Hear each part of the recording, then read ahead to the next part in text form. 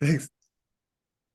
Okay, so hello everyone, and thank you for being here. My name is Paul D'Ambrosio, and I teach Chinese philosophy at East China Normal University, where the Siufu Collaborative Learning Project is based.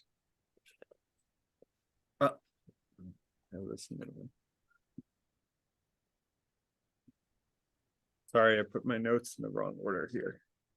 Okay, so today we're happy to host Professor Karyn Lai for our first lecture of the 2023-2024 academic year.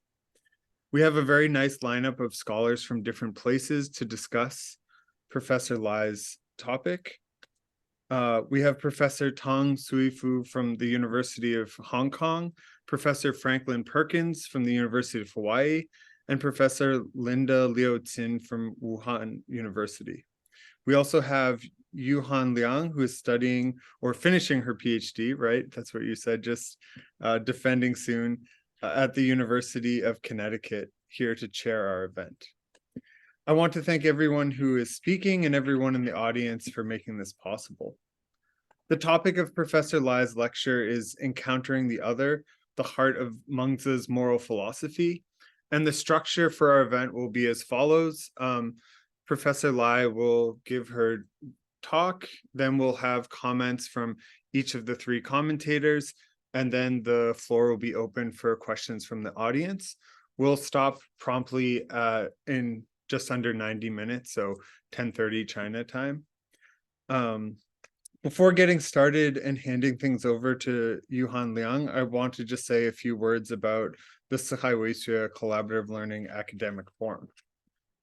The Siufu project hopes to distinguish itself from some of the more unhelpful conventional practices in contemporary academia. As posted on our website, we are not interested in male peacocks and jerks or in any other form of egoism and self-promotion. We hope to curb all forms of aggressive and look at me, I'm smarter than you, or don't I know so much, and similar types of attitudes in academic exchanges.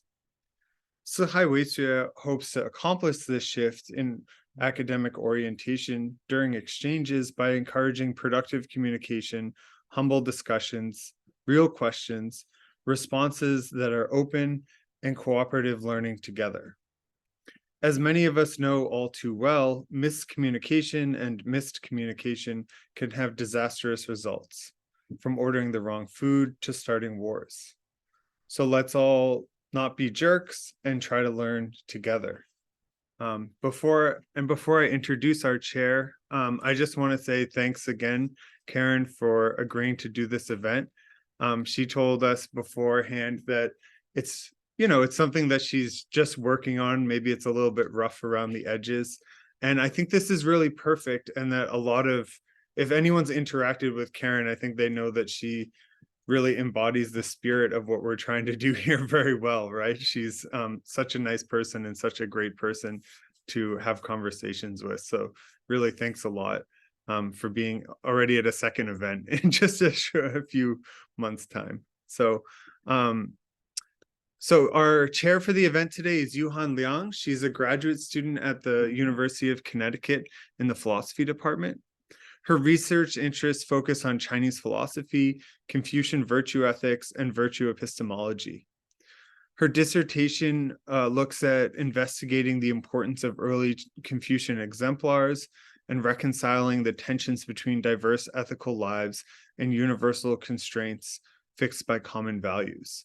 She publishes both in Chinese and English, and I saw on your page that you're also very fluent in Japanese. So most impressive, Yuhan. And thank you for chairing today's event. So I'll hand things over to you. Thanks, Paul. Thanks for the very warming welcoming. So I will introduce our speaker, Professor Karyn Lai, and our commentators. Thank you again making this event. Dr. Karyn Lai is Professor of Philosophy at the University of New South Wales, Sydney, Australia. Her research in Chinese philosophy engages Chinese and Western philosophical traditions, offering more culturally inclusive and relevant models of human well-being. Her work explores how the Confucian tradition thinks about moral life. She has also examined the conception of Mastery, Knowledge, Agency, and Freedom in the Taoist Text, the Zhuangzi. She is the author of the Introduction to Chinese Philosophy, which has been translated into Chinese, Korean, and Persian. Dr. Lai's edited book, including Knower and Knowledge in the East-West Philosophy, Philosophical Stories from the Zhuangzi. She is editor of the Chinese Comparative Philosophy section, Philosophy Campus, co-editor of the Chinese Philosophy section, Stanford Encyclopedia of Philosophy, associated editor of the Australian Journal of Philosophy, and the editor of the New Text in the History of Philosophy book series. Welcome, Professor Karyn Lai. And our speaker today are Professor Liu Qing. She is an associate professor in the School of Philosophy at Wuhan University. She received her PhD 2020 from the Peking University. Her research interested mainly in the study of the Neo-Confucianism in the Song and Ming dynasty, especially Zhu Xi's philosophy and their modern interpretations in the context of comparative philosophy between East and West. Our next commentator is Professor Franklin Perkins. He is a professor at the University of Hawaii, Monson, and editor of the journal Philosophy East and West. His main research interested in classical Chinese philosophy, early modern European philosophy, and in the challenges of doing philosophy in comparative or intercultural contexts. He is the author of the Heaven and Earth Are Not Human, the Problem of Evil in classical Chinese philosophy, Leibniz, A Guide of the Perplexed, and the Leibniz and China, a Commerce of the Light, and also co-editor of the Chinese Metaphysics and Its Problems with Chen-Yang Li. His most recent book is Doing What You Really Want, an Introduction to the Philosophy of Mengzi. Our last commentator is Professor Deng Xiaohu. He is an associate professor in the School of Chinese at University of Hong Kong. His research interests mainly focus on the moral and political philosophy of Confucianism, in particular that Xunzi and their modern relevance. He has published a paper on Xunzi in journals such as Dao, a Journal of Comparative Philosophy, Journal of Chinese Philosophy, Frontier of Philosophy in China, NTU, Philosophical Reviews, Monthly Review of Philosophy and Culture. He is the author of Learning for One's Own Self in the Xunzi by Peking University and Self-Realization through the Confucian Learning, a contemporary reconstruction of Xunzi's ethics. Let's invite our speaker to start the talk right now. Thank you, Professor. Thank you so much. Thank you, everyone, for being here, for taking time out for us in Australia and in parts of Asia. It's Saturday, so it's a big sacrifice, I know, and for some others of you in the US, it's a Friday evening when we should all be out. You should all be out having drinks instead. So I really appreciate being here. Thank you, Paul, for the invitation. It's just wonderful here, and thank you for your such generous and kind words. This is such a nice forum for me to see old friends that I haven't seen for a while, at least online, and then to meet new ones as well. Thank you particularly also to Yuhan for chairing the session, and for the three commentators, Professors Liu Qing, Frank Perkins, and Siufu Tang. I greatly appreciate this, and I'm even more humbled because the talk, as Paul has already indicated, is quite modest. These reflections that I have arisen from discussions, reading group discussions I've had with my graduate students, and so they're quite preliminary. The thesis, there is a thesis. It's a fairly modest one, as you will see, but I think it's somewhat significant, and it says something a little bit different. So to begin with, I'll share my screen.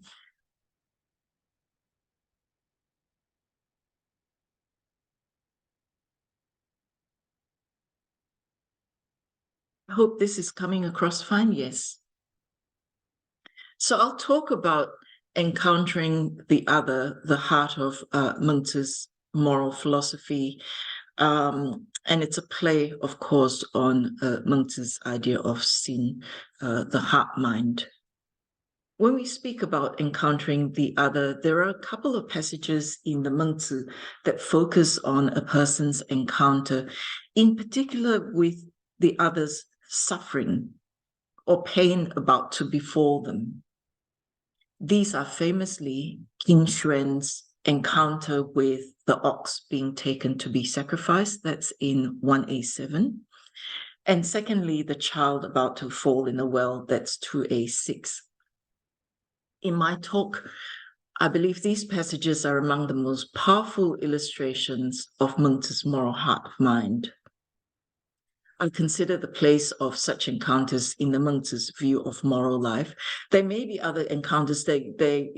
As those of you who are familiar with the Mengzi will know, there are encounters with positive instances where one might be inspired positively. But just for today's talk, I want to focus on encounters with people who are understood as about to suffer. I will also reflect on the impact of these encounters on readers of the Mengzi.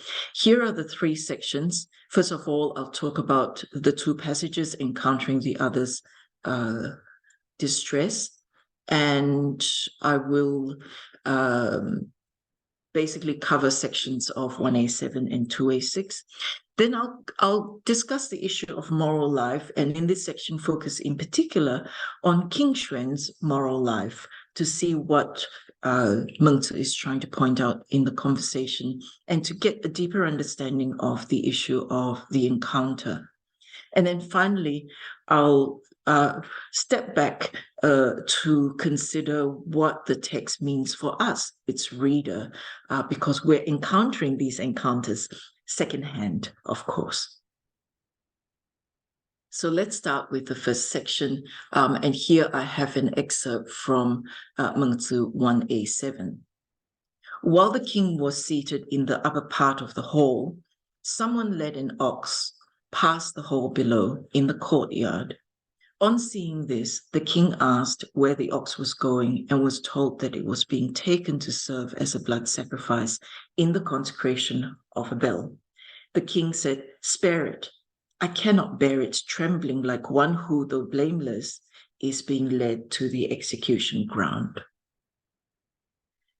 For those of us who are familiar with this conversation that Mengzi has with King Xuan, you will know that this is mentions Mengzi at this point trying to verify with the king that this in fact did come to pass. He's confirming with the king, King Xuan, did this event actually occur? He's trying to confirm that King Xuan sees the issue the way Mengzi has heard it. This passage, what's being brought out is that seeing the ox generates the king's pity. In the text that we have, there's just a very simple character marking the encounter, and that is simply just by looking. This passage is not focused on whether the ox feels distressed, but it's rather the king's perception that the ox is distressed. Nobody asks the ox, of course, in this passage. To reiterate, the focus is not on the suffering subject who's possibly feeling distressed, but on the moral agent who is witness to it, who sees the subject as feeling distress. In this account, the king is motivated to action.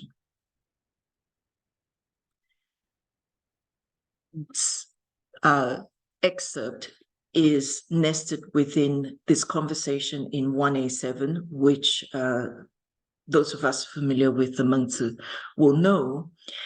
The passage intends to address why King Xuan does not take action to look after his people. He doesn't protect his people. The power of Mengzi's persuasion here lies in his pointing out the lack of parity between the king's perception of the ox's distress and the lack of perception of his people's distress. I will say more in the next section concerning why I think this story tells us about a deficiency that starts with King Xuan's perception. We'll leave this for now and go on to the next passage, 2A6. And again, this is a famous story. To regard all humans as having a heart mind, which cannot bear to see the suffering of others, is a view based on the following.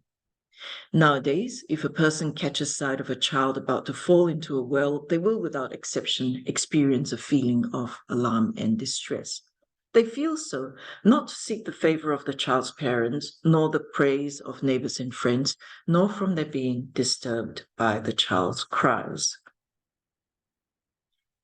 Witnessing the child about to fall in the well generates anyone's pity, Mengzi says. In my presentation, I call this any person. In fact, in this case, it is not pity, but really the heart that feels pain, 恻隐之心.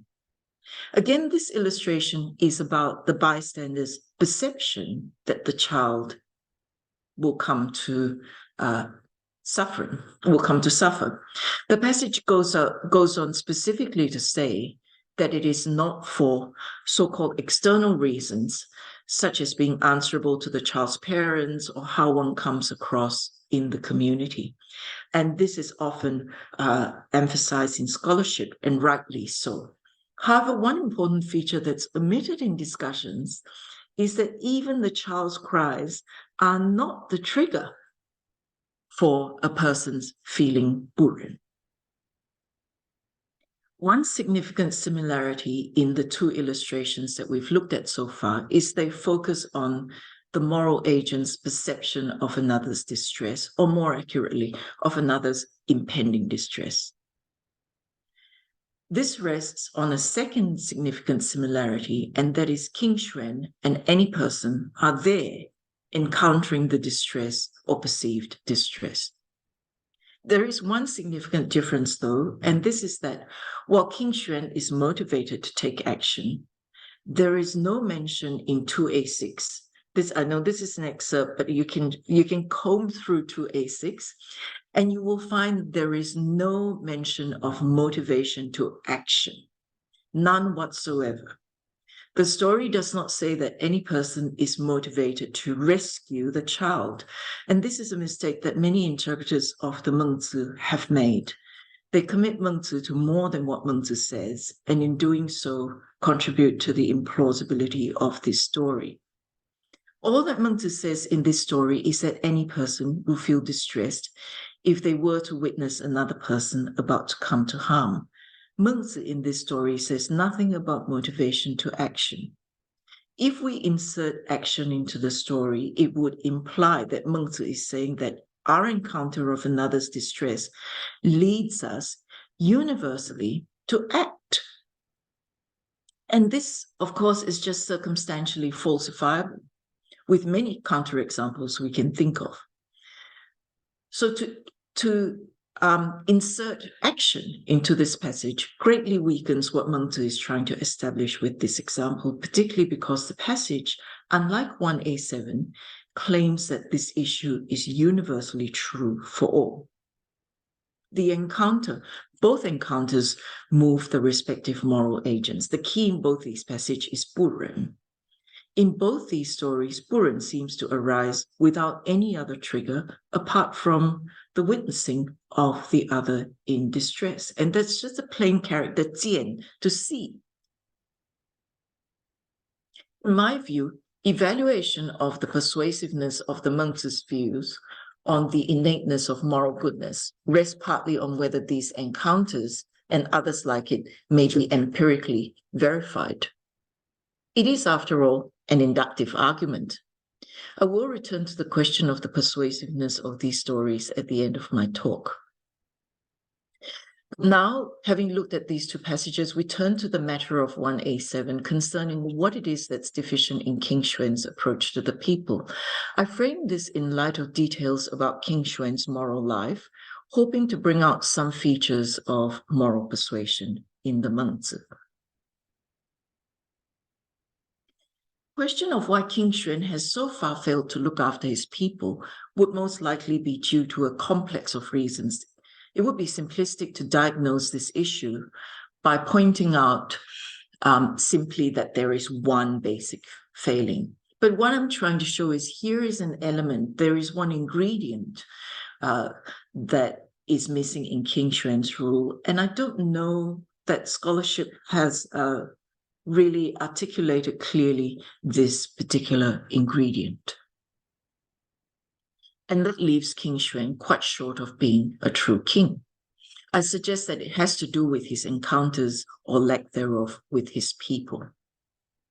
In 1A7, Mengzi confirms with King Xuan that the account of him feeling buren for the ox and asking for a goat to be swapped for it instead is accurate. King Xuan confirms, yes, that is an accurate account of his experience. It is important for Mengzi to confirm this because this is evidence that the king has responded in this buren way as a manifestation of his buren in his encounter with the ox being led to sacrifice. In fact, Mengzi emphatically says so. He says, and he affirms the King Xuan's heart mind. With such a heart mind, one has what it takes to become a true king. I know it was surely because the king could not bear to see its suffering. Mengzi is, of course, a very shrewd interlocutor. He praises and then he criticizes. We can see in the passage that King Xuan, it actually feels quite happy that he receives praise from Mencius. So what then is the problem? Mengzi notes that it is one not of ability or capacity. It doesn't have to do with Neng, but rather of way of taking action. How do these examples differ from the case of kindness sufficient to extend to animals, yet without its benefits reaching the people? That the people are not protected is because one does not exercise kindness toward them. Therefore, the king is not a true king. Therefore, that the king is not a true king is because he does not do it. It is not because he's unable to do it. The idea of way is, of course, very vague. Here, Mengzi talks about the king not using kindness, Yong'en, in relation to his people. Later on in the conversation, Mengzi turns to the issue of extension, Tui, which has undergone multiple interpretations in scholarly debates. And it's not my intention here to engage with these today. The interesting point in the discussion about extension is really of why the king's kindness has failed to reach his people. Let us see what Mengzi says about it. Mengzi again reiterates to the king, your kindness is sufficient to extend to the animals, but the benefits do not reach the people. Why do you make an exception in the case of the people? And then Mengzi goes on to remind King Xuan what it is he needs to work on. It is by weighing Quan that we know which things are light and which are heavy, and by measuring that we know which are long and which are short. This is true of all things, and especially so with regard to the heart mind. May it please the king to measure his mind. Mengzi argues that it is an issue of prioritization, Quan asking the king to please measure his heart mind so that he understands what is most important to a true king. Notice here that the emphasis is quite marked in the sentence structure on Quan. It starts just emphasizing the subject Quan, and then talks about what it means.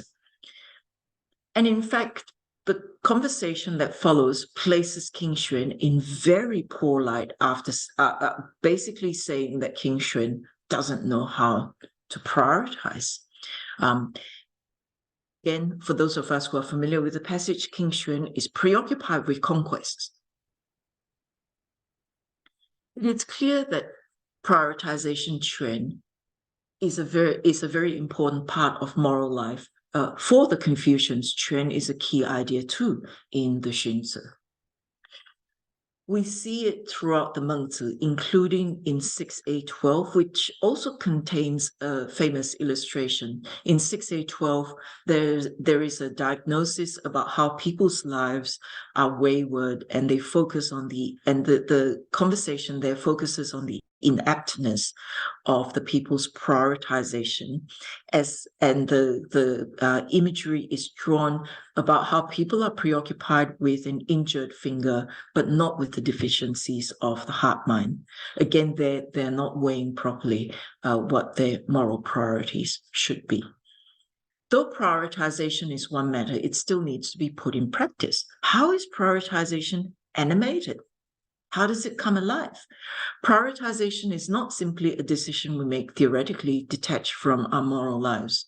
We develop priorities, moral priorities through living life, by encountering and interacting with others. And this is why I believe it's important to bring the issue of the encounter back into this passage, as it's not noticed in dominant scholarly interpretations of these stories in the Mengzi.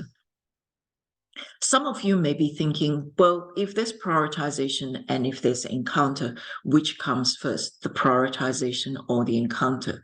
To me, this is a theoretical question.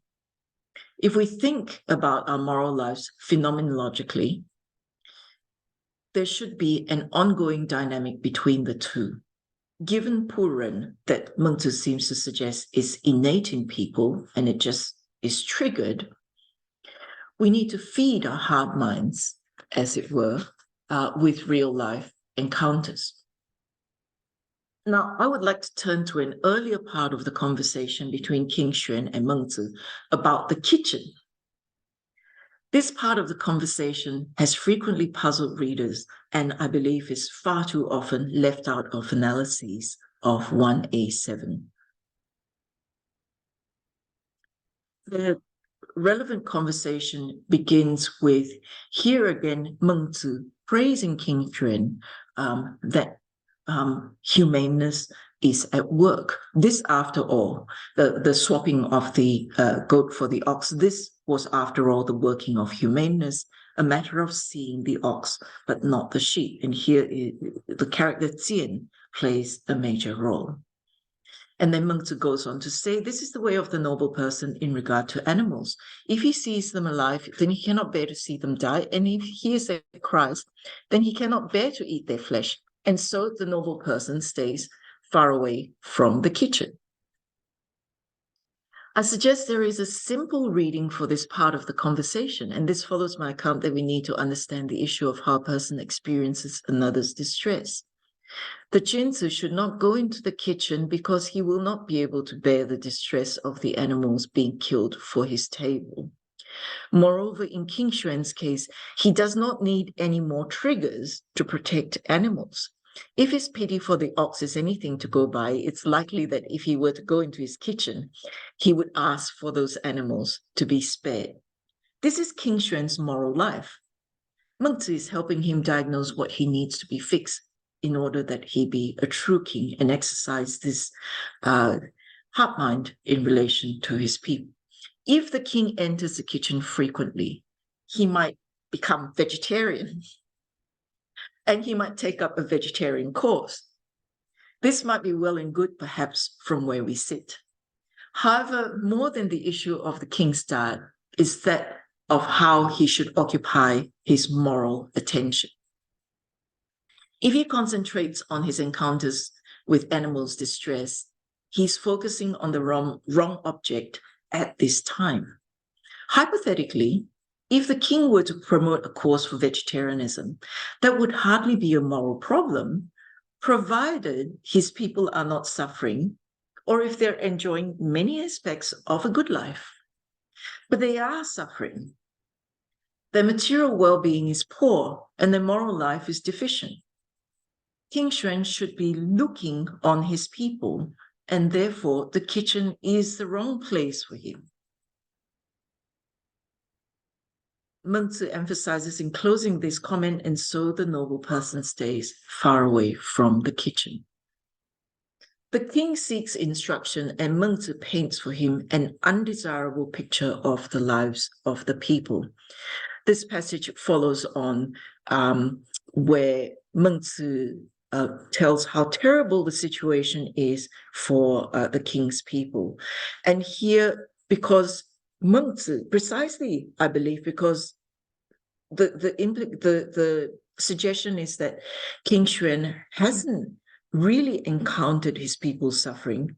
Mengzi paints this very bleak picture for him. I haven't got it in the slides. I'll just read it as a quote to you.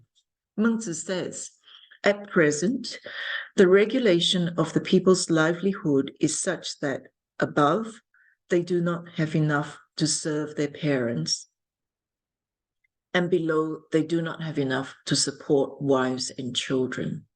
So this is talking about male members of the house, of course, and think of how hard it is if you can't fulfill your duties to your parents and to the people who are your dependents.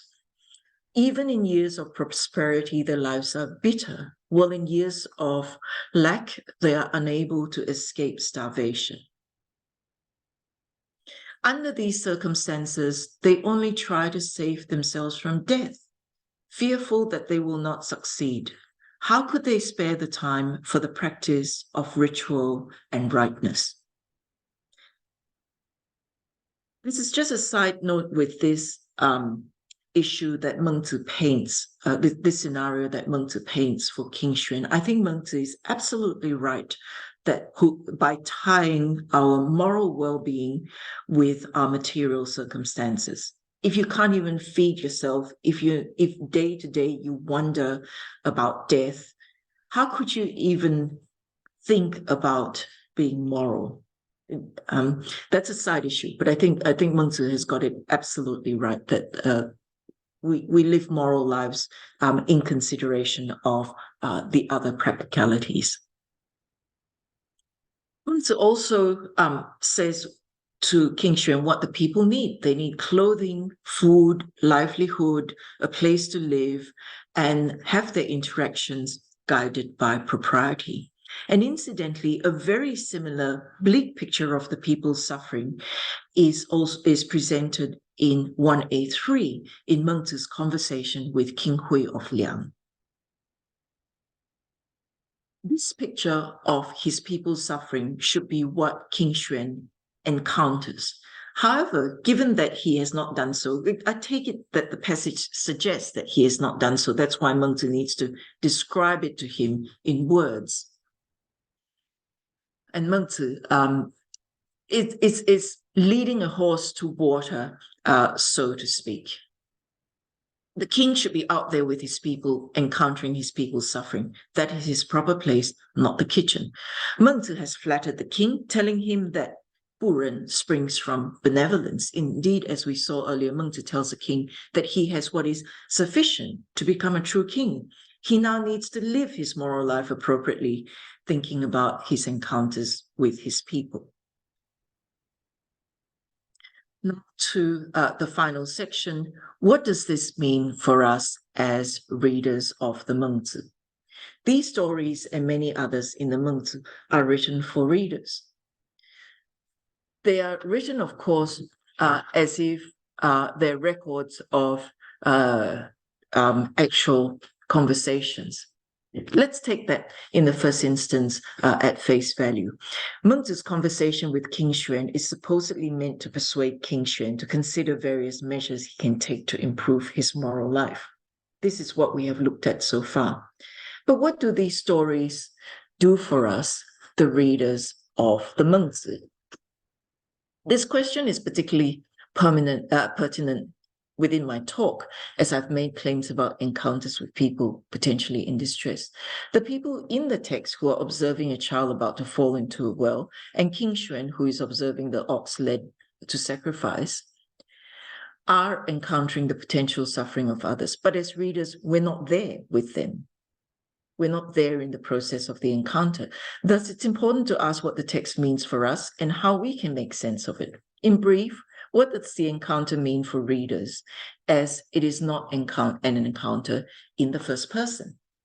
The authors of the Mengzi would have hoped or envisaged that readers of the text are able to engage imaginatively with it.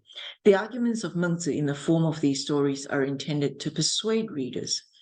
And I've deliberately called them arguments because I believe they are arguments. Readers who engage reflectively on King Xuan's situation may learn from it by thinking about what it is, or rather who it is they need to attend to. Readers' encounter with the ox in 1A7 is, of course, secondhand. The case of 2A6 is a little different. It applies to any person. Reflection on this involves us not imagining we are a bystander. We are the bystander. In these stories or illustrations, there's an emphasis on what the reader brings to the text rather than what kind of deductive argument the reader can get out of the text. The text does not give out arguments for being moral.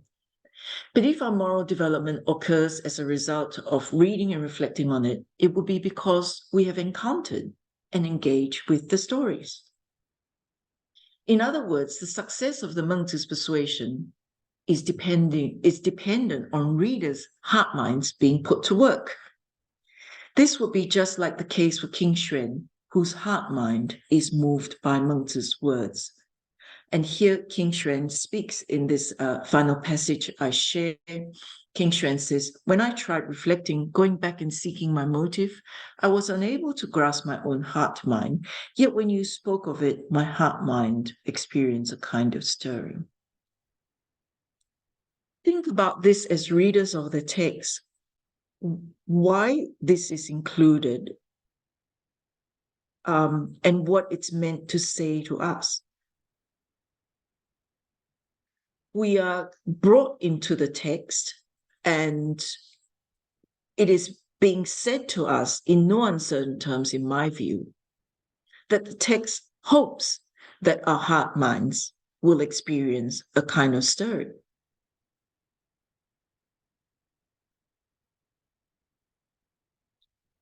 Text succeeds if it moves our heart minds. On this topic, I used to think that the Mengzi's child about to fall in the well story, 2A6, is merely anecdotal and ineffectual in its claim about the universality of the Situan, the four beginnings, or the four sprouts.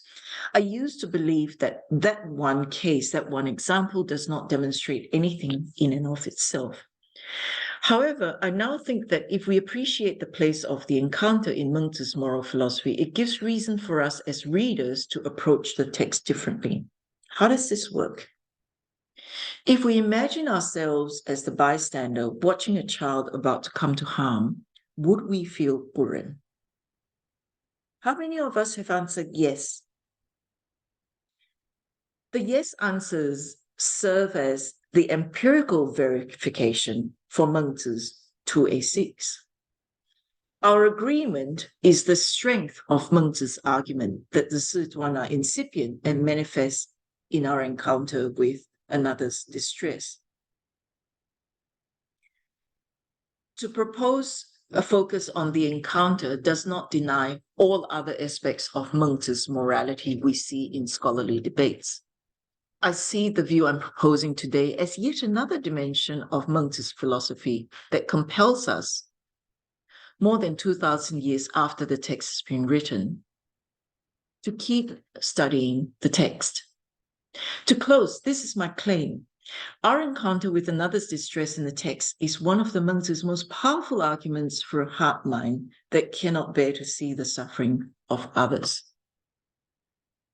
Perhaps when we realize we are the bystander, these words will stir our heart minds in the right ways. And that's the end of the talk. Thank you.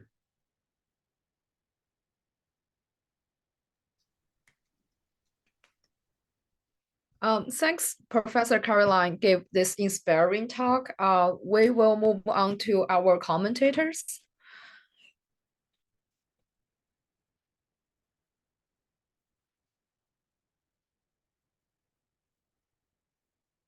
So following up that, we will invite our first commentator, Professor Liu Qing, to give the comments.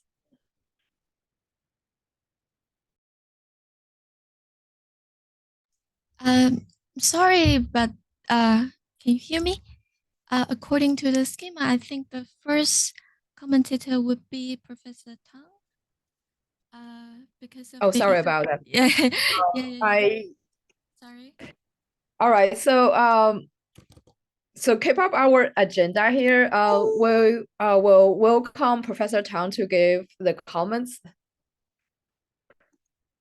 Okay, thanks for inviting me to comment on Karyn's wonderful talk. I think Karyn has emphasized an important aspect of Xunzi's moral philosophy of encountering. I think the emphasis on this seeing others suffering is very important, which I would certainly agree. Instead of directly commentating on Karyn's talk, I would rather ask some, you can say, extend the question. So I'm thinking, I agree that this encountering is a very powerful aspect of moral life, and once we are fully confronted with other sufferings, we cannot, I think, under normal situation, we cannot fail to sympathize with others. And of course, it's another matter whether we'll be motivated in action, but certainly we at least sort of perceive and acknowledge the sufferings of others. But my question, or in real life, I think the problem is that I think there are two different scenarios. One is in the case of King Shen. I think he's not true encountering, that he simply know that people are suffering, but he does not get in touch with people. He does not go into the country or into the state to visit the people, and so he might fail to see the people suffering, and does not know what kind of life people is living. I think that's one scenario, and also in real life, a lot of us are living our just own life and not seeing other sufferings. And once we say maybe in television that or in social media, it's broadcast that some regions people are suffering. When we see these sufferings, then we are moved. I think this is one scenario which I think it has its importance, but I would rather like to switch to another types of scenario which also has relevance. That we do encounter others, but we still fail to see the suffering.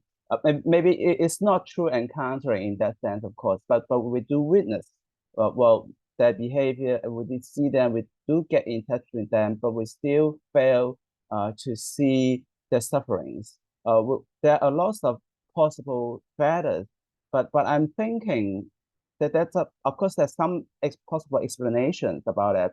That is, we might tend to think that that they deserve the sufferings, right? That they're just not working hard enough, right? So a lot of rationalization, a lot of prejudice.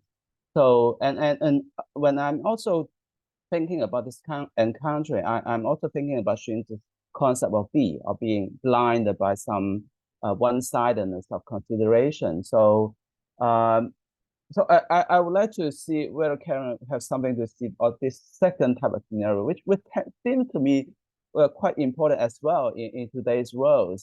that we do see a lot of other situation, but it seems we fail to appreciate or fail to see from these people's perspective. So is there any way that yeah, I would like to see what Karyn might say on this second types of cases. So maybe I stop first at here. Thank you. Thanks for the insightful comments from Professor Deng Xiaohu. We move on to our next commentator, should be Professor Franklin Perkins.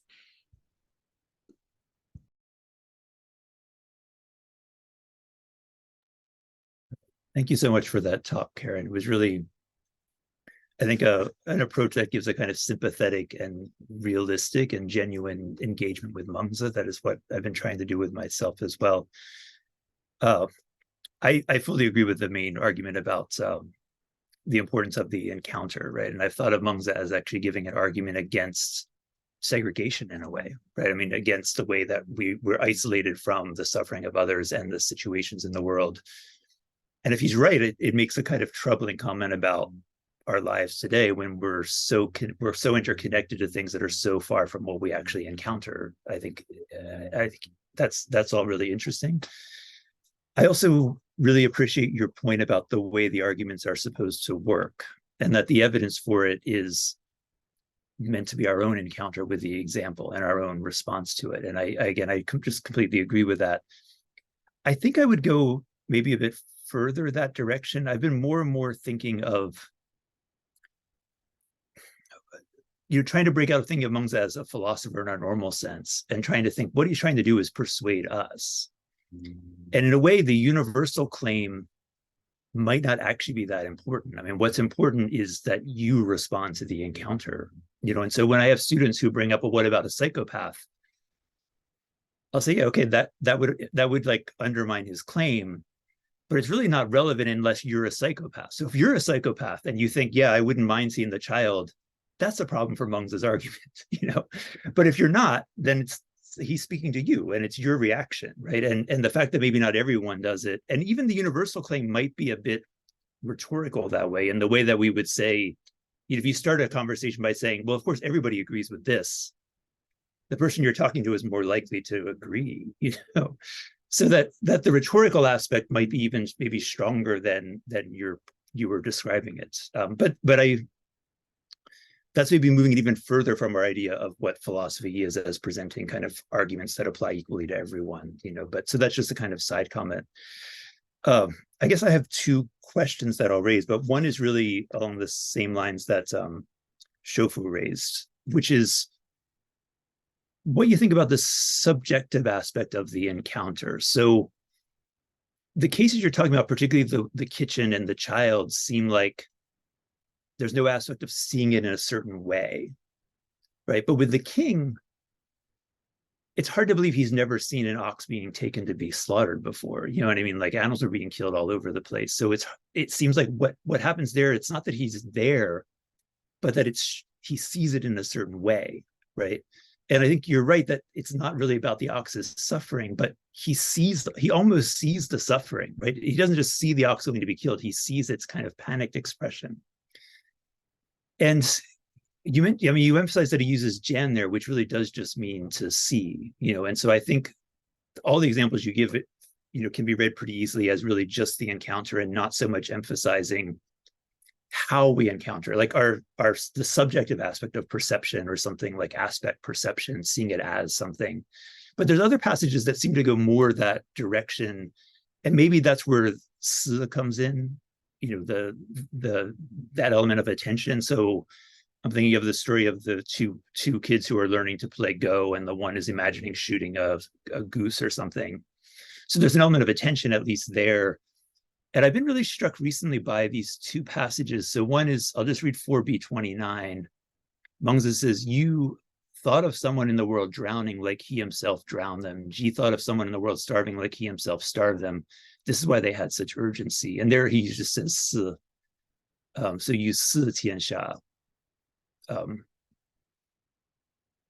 So there it seems like these guys were so dedicated because they perceive things in a certain way. so I don't know, I'm not sure about this. You know, I partly asked the question because this seems to me, and this is really, again, going to Siufu's point that, you know, maybe because I'm not a very good person, sometimes I'll see, say, a homeless person and not really feel anything, lots of times. Other times I'll feel bad in some way, right? And it makes me wonder, like, what is it that sometimes it impacts me and sometimes it doesn't impact me? So I the question is, what role you see that as playing in the Mengzi? And I'll ask just one other question, which is, it's the movement toward becoming a vegetarian, let's say, right? So with the king and the ox, it's striking that he lets the ox go, but puts a sheep in its place. So there it's weird because he doesn't just say, like, use a different ox, right? So he's extending it from this particular ox to other ox, but not all the way to the sheep. And it certainly seems like we're more likely to feel compassion when we see someone suffering. But does that become sort of habitual? You know what I mean? So you don't have to every time see it in order to feel it. But if you see it a certain amount of times, then you start to feel compassion for any animal, not just the ones you see. Or maybe it's not even compassion there. Maybe you only feel it for the animal that you see, but based on that, you form a kind of moral principle that you're going to act a certain way in all circumstances. That would be another way to put it. So again, these are vague questions, but they're really very much questions I have out of trying to think about Mengzi in a realistic, practical way. So yeah, those are a little chaotically formulated, but those are my thoughts about the paper. But thank you again for the talk. Thanks for the great comments from Professor Franklin Perkins. We will have our last commentators. Professor Liu Qing, thank you. Thank you, Professor Lai. Thank you very much for your talk and for giving us a very enlightening perspective. I'm honored to be here to share my opinions with everybody. I think how to truly encounter others is an important issue in our contemporary moral philosophy. And therefore, Professor Lai's question is of great significance for us to answer the contemporary moral issues. I just have a very little question. So as Professor Lai mentioned, in the process of encountering others, witness or seeing plays an important role. My question is, what does this seeing or witness actually mean? Because we know that seeing or witness points to the form and appearance of things, and the other's sufferings and emotions comes from the subject's imagination or comes from the subject. So as Professor Lai also mentioned that nobody asks the ox how it feels. So the suffering comes from King Shan itself.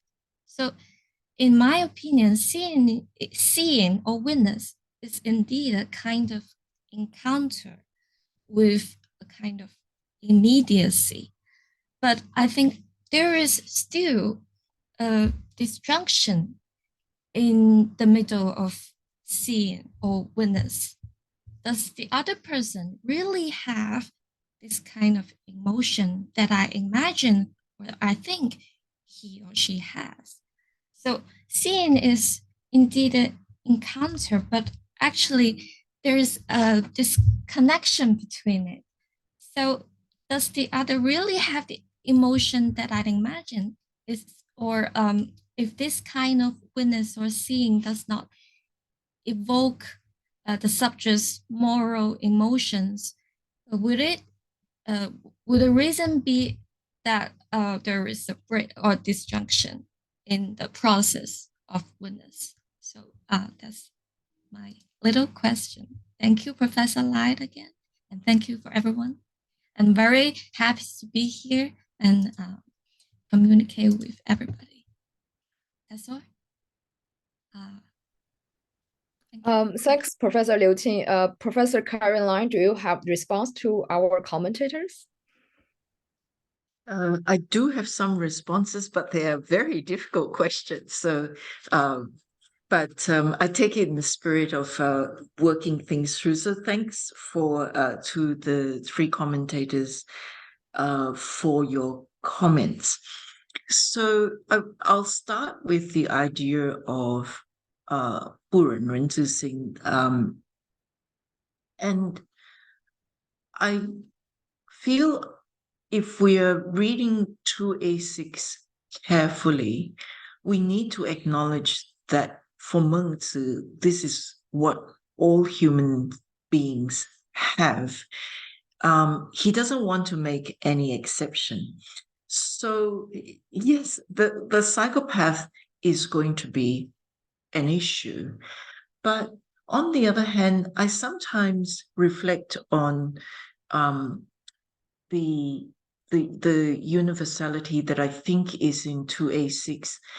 And I think for Mengzi, it is meant to be fairly unremarkable. Unremarkable in the sense that I think for Mengzi, it's important for him that we should take this for granted.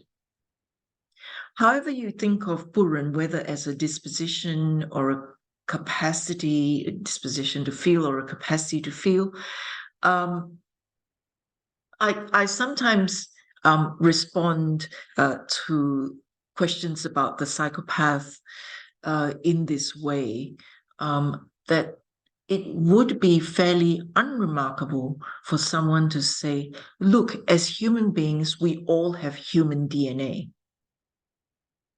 And that's what I mean about Mengzi's suggestion that 不忍 is universal, is we just have it. Yes, there are exceptions. There is DNA gone wrong. There might be psychopaths, but in fact, when you look at the percentage of exceptions, I want to go back to the familiar idiom, the exceptions prove the rule. How many exceptions are there? So I think it's particularly profound if you think that Mengzi's 不忍 is really an unremarkable statement, just like saying we all have DNA. Now, why doesn't this translate in the way we, for instance, fail to respond? So there are a few things, couple of things that have arisen in actually across all the three commentators, I think.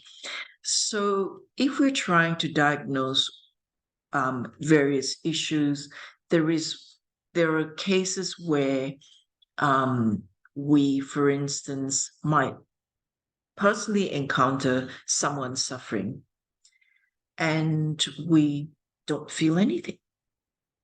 And we're not even offering a psychopath argument. You just see and you don't respond. And that is, I think, particularly tricky for Mengzi, particularly as he uses very simple terms to capture the response. A more complex issue, so that relates, I think, to across all the three, the questions that all three commentators have brought up. I don't know that I have a solution on behalf of Mengzi. Frank's question about seeing things as that sort of, as you mentioned, the aspect perception, seeing this, seeing a situation as someone in distress. I think that's particularly important. And perhaps when you bring in the idea of seeing as, I think you've rightly brought in the notion of 思. As I've noted, the encounter is not meant to replace all these other Mengzian concepts. Of course, it's meant to kind of add to them. So 思 has that element of attention. It has the element of perception. You're perceiving that the ox there is in distress. You're perceiving that the child is about to come, is about to suffer. So Si is very important. And then Frank's question too, about whether we need to always be encountering in order to keep having this Buran reignited, so to speak. Perhaps not. Perhaps Tian works in conjunction with Si, and perhaps they work together in an integrated way with Quan, and perhaps not seeing someone else's pain that you could alleviate very, very easily, and you don't see it as pain. Perhaps it's the way in which the Si and the Tian are not talking to the Quan. And if you weigh things up morally, and that is why, of course, there isn't just one solution. We still need teachers. We need to learn from exemplary people that guide us in the right ways and that point to us to look at different scenarios, including, of course, as I mentioned when I started the talk, including encounters with people who are living exemplary moral lives. And the Mengzi has that too. When people are experiencing moral well-being amongst other forms of well-being, they could respond very positively. So there is an uptake as well. So I think these various bits need to come together. And then in relation to the very significant question of how these encounters are related to actions, I don't know that I have an answer. And I don't know that the Mengzi has an answer at all either, because which is why I think the discussions in book 6A are so very important about the creation of an environment where human beings can understand the morally significant ways of life as they encounter. So the creation, the facilitation by the leader of environment, of a moral environment that's conducive to our encounters, I think is critically important. So I think the more and more as I read the Mengzi, I think its claims are not as how should I say? Its claims are not as bold as some make it to be. I don't know that the Mengzi ever says that these are the conditions that need to be fulfilled, and once you fulfill it, it will lead you to action. And I think the Mengzi is more cautious, and good on it for being more cautious, because I think it's also more realistic that here we have these resources, these moral resources within us as individuals and within the human community that we can further develop in order that we thrive morally together. But I don't think the Mengzi gives any guarantees, which is what I like about the text. It doesn't overpromise. I think this covers most of what is being said, and if it hasn't, I kind of prefer to hear from others rather than keep talking. So thank you so much again, the commentators. Thanks for our commentators and Professor Karyn's brilliant response. we now open to our to the public. If you have any questions, you can use the button and raise your hands.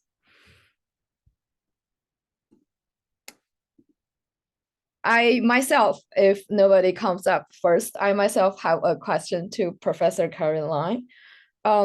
I really inspired by your idea of encountering that is a kind of condition to evoke people's 不忍人之心, the mind heart. But this really following the Professor Perkins' line of the thinking. Encountering might have different circumstance. I mean, and it occupies our attention in a different way. So it is our attention to make a difference from like whether we have indifferent response to the sufferer, or we have more empathetic response to the sufferer. I will give one example here. This is a part of my real life experience. Last year, I saw a news. There is a graduate student from China got involved in a mass shooting in Chicago. When I first saw the news, I'm kind of like feel bad, but it's in a very minimal way. It is, oh, this is another huge bad news here. Very, very pathetic. There is another mass shooting, and later on, my friends actually tell me that the person who was shot in the mass shooting is her friend. And that student actually graduated from University of Hong Kong and so on and so forth. And she told me a lot of about his personal backgrounds and stories. Even if I didn't in person encounter this victim, but it somehow arose a lot of attentions, and I feel pretty bad about his tragic. So I guess the point from this case is, it seems like because the context changes, my attention to the same events are different, and it's caused the trend. Like previously, I just take it as a Euro bad news you say from your phone every day, but later on I take it somehow have like a personal contact with this person, so the trend might be different. So the question here is, how does this encountering trigger our attention? Like whether there are different type of encountering might more or less affect we pay more attention or less attention. So that might make the 不忍人之心 in a different degree.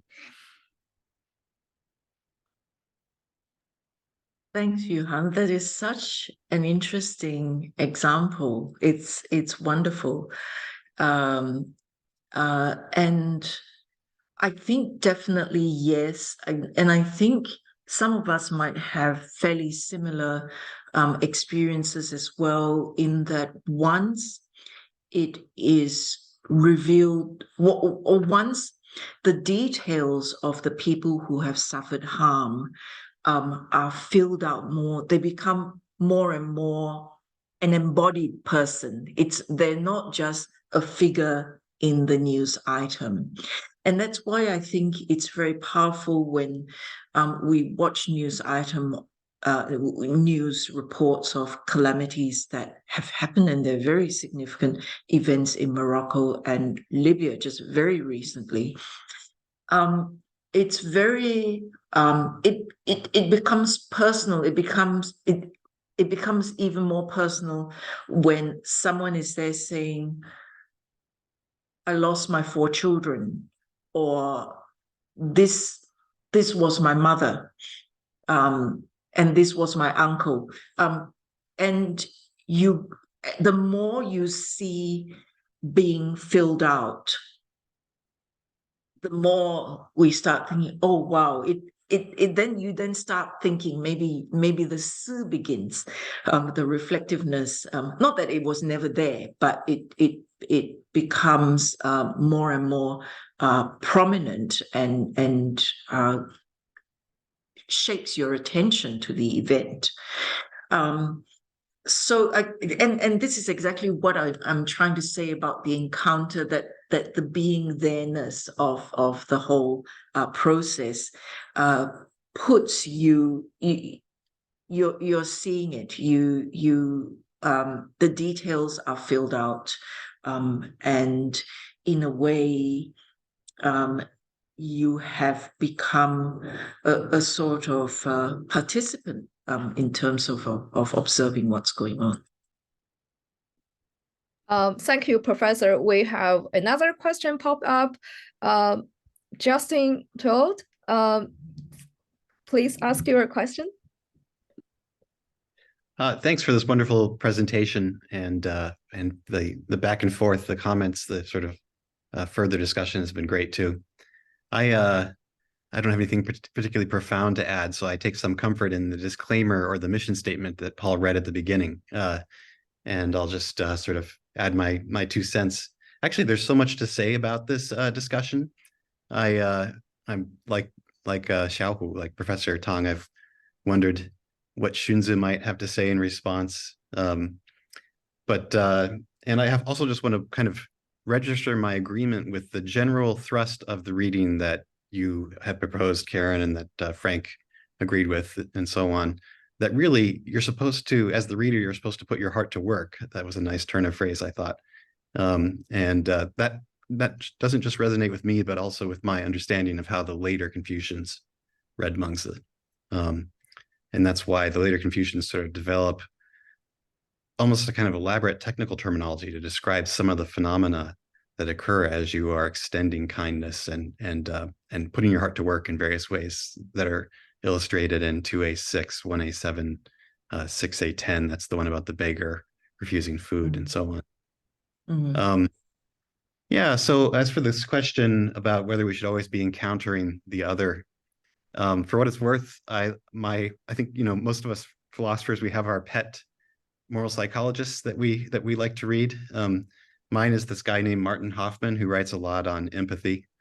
And he has this view that I find very helpful in thinking about questions like this. It doesn't by any means satisfy all of our questions about empathy and encountering the other. But he says that basically as children, starting at a very early age, we learn these things that he calls scripts, SCRIPTS, scripts, empathy scripts.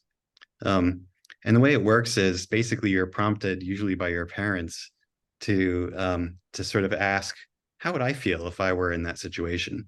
So a sort of stock example is you're at school and as a young child, and you know there's some bullying of a child, maybe for having unkempt hair or something, and your parents hear about it, and they find out that you are among the students bullying the kid, and they say, how would you feel if you were bullied for, you know, having unkempt hair?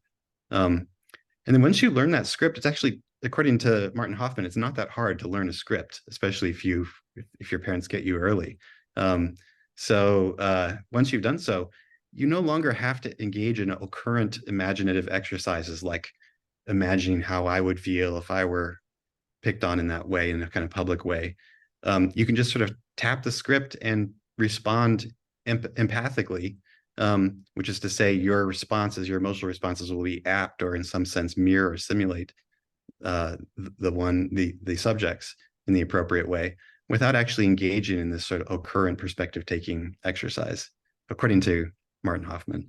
And moreover, he assumes there's a lot of power to abstract from those. So even if you haven't actually imagined what it's like to be picked on for having braces on your teeth or having some other cosmetic feature that makes you stand out, just in virtue of having sort of mastered the script for being made fun of for unkempt hair, you're able to very quickly kind of generalize and imagine what it's like to be picked on in this sort of public way or bullied for other, you know, superficial cosmetic things like that.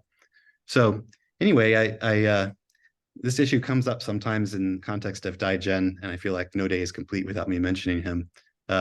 But people often wonder, what does Dai-Gen talks a lot about golden rules and perspective taking.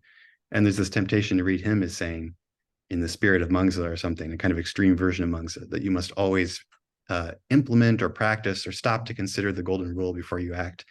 And I don't think that's quite right. I think I think that something like the Martin Hoffman picture of empathy scripts is at work often in these texts. Okay, sorry to go on so long. Thanks, Justin. It's so good to see you here. When I saw your hand up, I was thinking like, oh no, he's trouble. What, really? He's gonna give me a hard question. Oh, yeah. I No, hope no, not. no. That was just no. To the Yeah. contrary, you're always making people feel good about themselves. Oh, thanks. Well, sometimes, so Karyn and I sometimes read texts together, and you Yeah. often ask me very hard questions in those reading groups. So I suppose it would only be fair. Yeah. But that's just for the group, right? That's just for the group to consider. Yes. Yeah. No, that's great. And I've written down Martin Hoffman as someone to look up.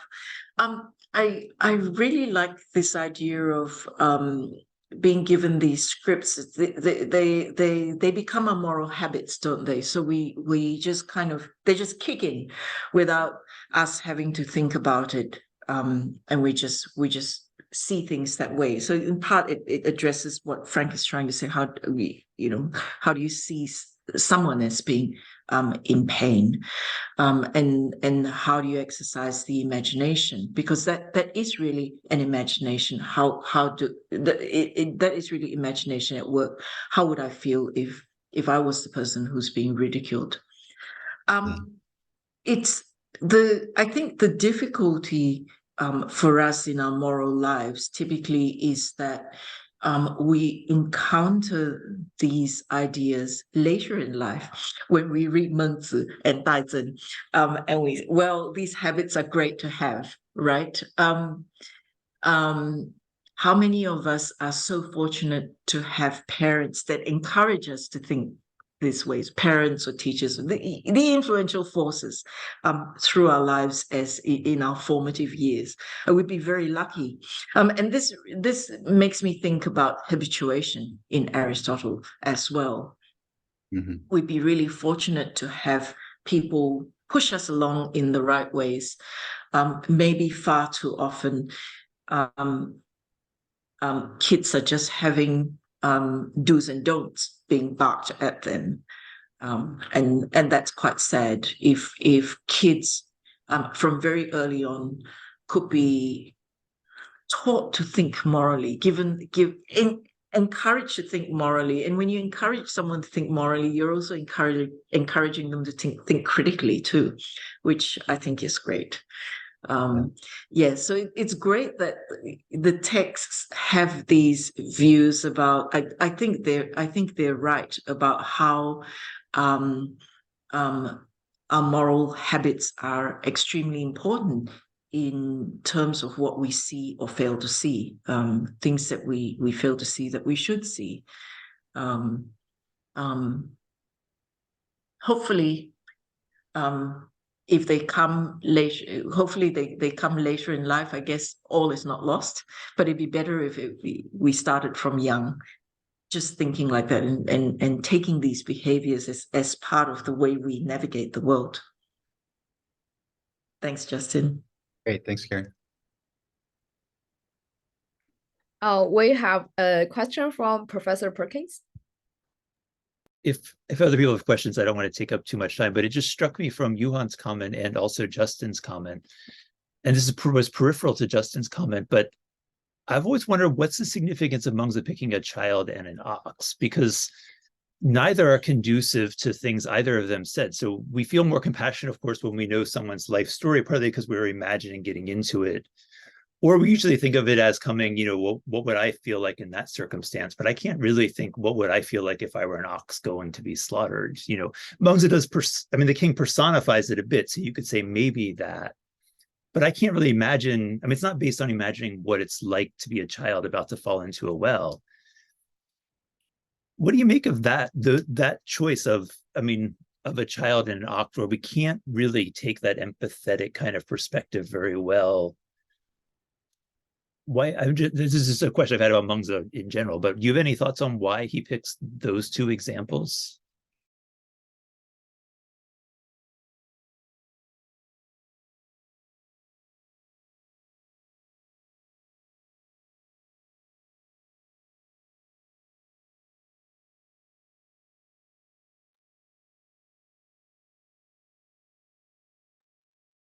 Sorry. Okay, Karyn is passing up. Right. I couldn't tell if you were asking me, Frank, or Karyn, or. I was asking Karyn, but anybody. I mean, I'd be happy to hear anybody's answer to the question. Yeah, but I was asking I would Karyn. love to hear it. Yeah.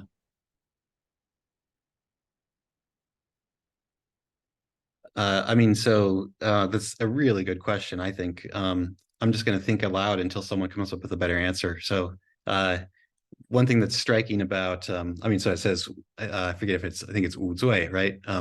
So the faultless ox, the ox is like a faultless or sinless, or person without any guilt, an innocent person going to the execution grounds. And then, of course, the child is very innocent. So there's a sense in which by picking the ox and the child, you're able to abstract some of the problematic factors that may interfere with a pure kind of direct empathetic encounter with the other, such as, faulting them. Xiaohu mentioned earlier, when people encounter suffering, they often kind of rationalize, oh, well, they probably brought it upon themselves. That is actually a very common phenomenon, I think, in public reactions to people suffering. And so, but that's something you can't say in the case of the child and the ox. Okay, maybe I've talked long enough that someone has a better answer. It's a good question. And then to complicate that question, if the ox is 无罪, so is the sheep that's being substituted for it. Yeah. Right. But Mengzi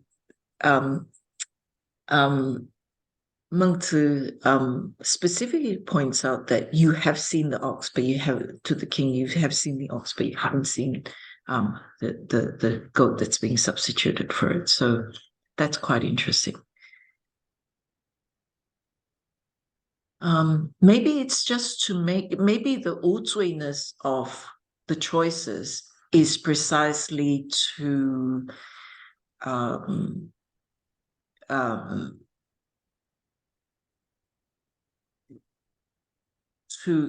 make his claim stronger.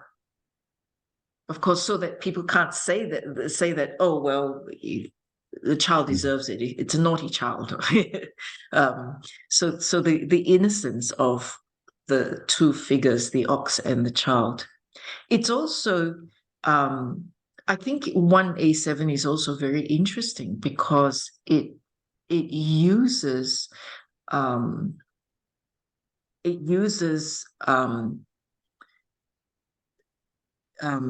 King Xuan's 不仁 for the ox, and in order to highlight how inadequate his response is to his people. So that in itself is really interesting. I mean, 1A7 could easily use another human figure for which King Xuan might have had, guileless, innocent, might have pity for. But the question of why it uses an ox, that's interesting too. Yeah, I might have something to share. Well, it's not directly answering, but sharing. At least among my cultural circle, I can't claim it's Chinese, but among my cultural circle, well, people tend to say that it's peculiar for ox to cry. So among these livestock, it seems only the ox cry. So it will. Well, I don't know. It's really cry or it's just nervous. I don't know. But people saying that when ox are being led to execute, being killed, they will sort of cry. So, and this phenomenon not seen in other animals, and I'm not sure if that might be one possible explanation. And when Frank asked about the question, and I'm also thinking, besides innocence, I'm also thinking about the vulnerability. At least in the child's case, I think it's particularly vulnerable, unlike some adults. And maybe ox, when he leads away, it is also vulnerability. Of course, it doesn't answer the case of sheep. But we might say, well, maybe when ox passed by, he's crying, but that's not the case of sheep. But at least among my circle, there seems to be a story being emphasized. I don't really know if it's really true, but at least a lot of people thought about that. Yeah.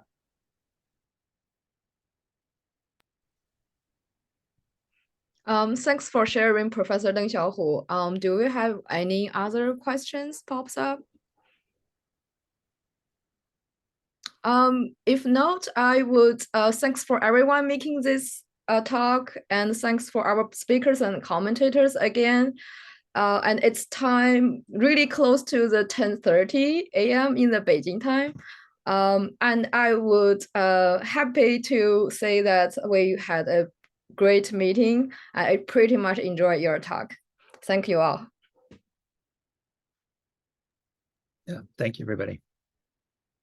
Yeah. Thanks, everyone. Thank you